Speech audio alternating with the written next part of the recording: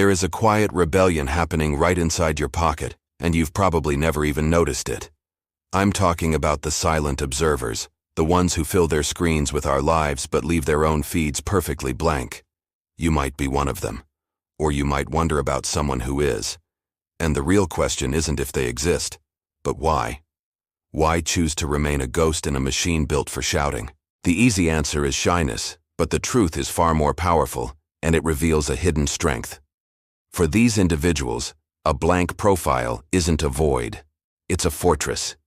It is the conscious decision to control what parts of their soul are offered up for public consumption. Our digital world incentivizes spectacle. It cheers for the loudest voice. Yet, those in the shadows often possess the clearest vision. They listen without the urge to respond. They reflect before forming conclusions. They understand without rushing to critique. Research points to something compelling. People who rarely share content often exhibit greater levels of self-sufficiency, deep thought, and emotional resilience.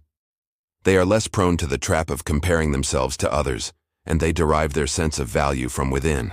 In essence, they aren't busy constructing an identity for public review. They are on a quest to discover who they truly are. And in an era of constant curation, that is a radical act. Let's be real. So much of what we post isn't mere communication. It's identity architecture. It's a silent plea that whispers, "See me, accept me." But when you step away from posting, a fundamental shift occurs. Your self-worth slowly detaches from the digital applause. You cease viewing your life through an imaginary caption. You begin to inhabit your experiences for your own sake, not for the approval of an unseen jury. Your life is not a performance to be rated. That is the core psychology for many non-posters. They are searching for something genuine in a landscape that feels manufactured. This isn't a rejection of technology or community. It's a refusal to compress a rich, complex life into a series of polished highlights. Once you see how easily perception can be engineered, you begin to treasure what resists being posted. Quiet depth, raw imperfection, unvarnished truth. For some, this choice emerges from a place of profound emotional saturation. Perhaps they used to share everything, until one day it began to feel hollow. They noticed that after posting a moment of joy, a subtle pressure to top it would inevitably follow. Life ceased to be lived and became a series of acts, so they stepped back, not with a grand declaration, but with a gradual fade from the timeline. But here is the critical misunderstanding. Choosing not to post is not the same as choosing not to feel. It can mean they feel so deeply that they wish to protect their inner world. They value presence, substance, and the sanctity of their private thoughts. There's a psychological principle known as psychological ownership, the feeling that a memory or experience is intrinsically yours. The moment you share it online, that sense of exclusive ownership weakens. The moment becomes communal property, vulnerable to interpretation, critique, or even indifference. So those who don't post are often guarding their ownership over their own existence. They keep their cherished moments unviolated, personal, and whole. And perhaps that isn't a sign of sadness, but a subtle form of liberation. Think about it. When was the last time you accomplished something meaningful and didn't feel the instinct to announce it? When you laughed until you cried, was your first thought to document it? That reflex isn't innate, it's trained. It's the result of years of likes and comments conditioning our brains to link visibility with significance. And when a person exits that system, it feels like defiance. But it's also recovery. They reconnect with the basic joy of doing things for their own sake. Eating a meal without staging it, visiting a place without geotagging it, feeling an emotion without having to articulate it. In that space, something reawakens. A self-knowledge that requires no audience. However, not every silent account is a bastion of calm. Some are born from apprehension, the fear of being misjudged, rejected, or simply overlooked. Social platforms have intensified a unique anxiety known as self-presentation pressure, the exhausting awareness of a perpetual invisible audience. For many, the potential cost of being seen feels unbearably high. They retreat, not from a lack of desire for connection, but from a yearning for a connection that is real, not just visible. Ironically, The quietest people online often have the most vibrant internal worlds. They aren't empty.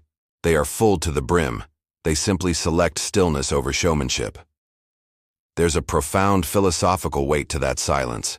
In a culture that endlessly screams, "Notice me," choosing anonymity becomes a powerful act of self-definition. It states, "My reality exists beyond your gaze." They may browse through the lives of others, relating, sympathizing, sometimes hurting. But they rarely project because they grasp a fundamental truth. Not every experience is destined for an audience.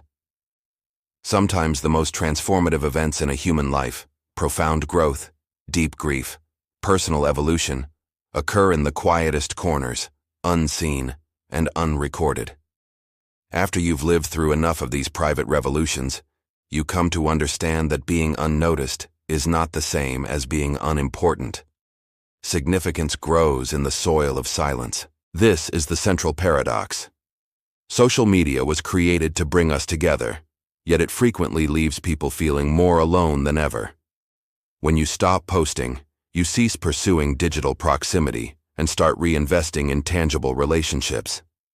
You notice who reaches out without a prompt. You learn who holds you in mind without a reminder. That type of connection, unpolished and unposted, feels weightier, more genuine, and profoundly more real. The people who don't post, they build their lives in that space. They cultivate bonds that don't require evidence. They find solace in the unshared moment, and they allow their story to unfold without turning it into content. A part of this is also about identity security, knowing who you are when no one is watching. When you are truly comfortable in your own skin, you don't need a crowd to confirm your value. That isn't pride, it's tranquility. And it's often those who speak the least online who have the most captivating stories to tell in person. They save their narratives for when you're face to face, not separated by a screen. Because real connection, to them, isn't quantified in likes or comments.